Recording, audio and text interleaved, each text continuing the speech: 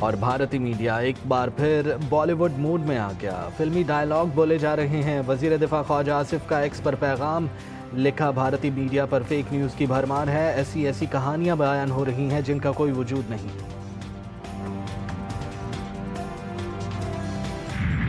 حملوں اور قتل کی دھمکی دینے والے ٹرمپ کے ہوش ٹھکانے آ گئے، تہران سے مذاکرات کے لیے پر امید۔ امریکی صدر نے ایران سے متعلق فیصلہ 2 ہفتوں کے لیے مؤخر کر دیا۔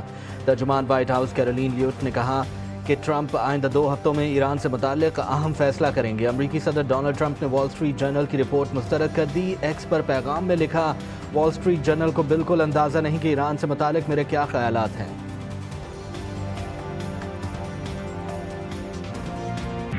اسرائیلی وزیراعظم نتن یاہو کے مکروہ عزائم پھر سامنے آ گئے، کہا دنیا کا نقشہ بدل دوں گا۔ بن گوریون نے اسرائیلی ریاست قائم کرنے کا فیصلہ کیا تھا، میں نے اسرائیل کے وجود کو یقینی بنایا۔ ٹرمپ کو سب معلوم ہے کہ ان کے فیصلے کے آگے کوئی کھڑا نہیں ہو سکتا۔ امریکن دفاعی نظام ہمارے لیے کام کر رہا ہے۔ اسرائیلی وزیراعظم نتن یاہو کی تل ابیب میں دھماکوں کی جگہ کا دورہ، اسی دوران ایران کے میزائل حملے سے تباہ ہونے والی عمارت نتن یاہو کے سامنے ملبے کا ڈھیر بن گئی۔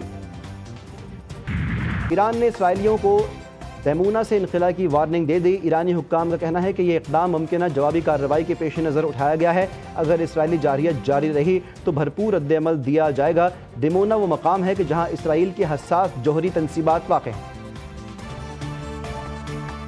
اسرائیل کے ایران پر وحشیانہ حملے، ایران کے عراق ہیوی واٹر نیوکلیئر ری ایکٹر کو نشانہ بنایا۔ تہران میں ریڈ کریسنٹ کے مرکز کے قریب فضائی حملہ، شدید دھماکے کی آوازیں، حملوں میں شہادتیں 272 تک جا پہنچیں۔ ایران کی اعلیٰ قیادت کو نشانہ بنایا گیا تو ایران اسرائیل جنگ تمام مشرق وسطی میں پھیل جائے گی۔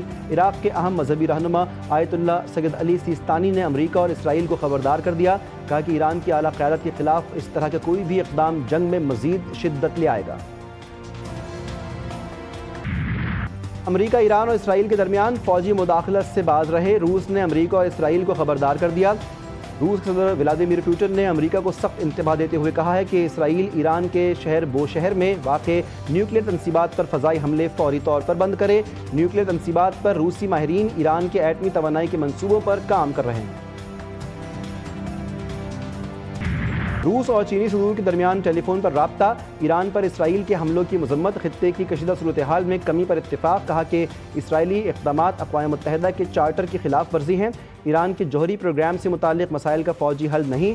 برطانوی وزیر اعظم سر کیئر سٹارمر کا امیر قطر تمیم بن حمد الثانی سے ٹیلی فونک رابطہ، مشرق وسطیٰ کی صورتحال پر تبادلہ خیال، دونوں رہنماؤں کا کشیدگی میں کمی اور سفارتکاری کی ضرورت پر زور۔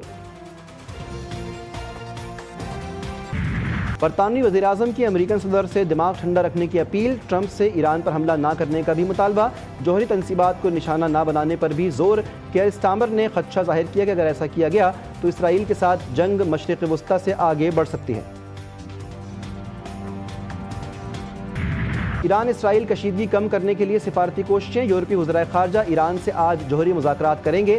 غیر ملکی میڈیا کے مطابق جرمنی، فرانس اور برطانیہ کی وزرائے خارجہ ایرانی ہم منصب سے ملاقات کریں گے۔ مذاکرات جنیوا میں جرمن قونصل خانے میں ہوں گے۔ یورپی یونین کی اعلیٰ سفارتکار بھی مذاکرات میں شریک ہوں گے۔ اسرائیل ایران جنگ پر اقوام متحدہ کی سلامتی کونسل کا اجلاس بھی آج ہوگا۔ پاکستان کی ایران پر اسرائیلی بلا جواز اور غیر قانونی حملوں کی شدید مذمت، ترجمان دفتر خارجہ نے کہا اسرائیلی جارحیت اقوام متحدہ کے چارٹر اور عالمی قوانین کی خلاف ورزی ہے۔ ایران کو اقوام متحدہ کے آرٹیکل 51 کے دفاع کا مکمل حق حاصل ہے۔ عالمی برادری کو اسرائیل کے خلاف کارروائی کرنی چاہیے۔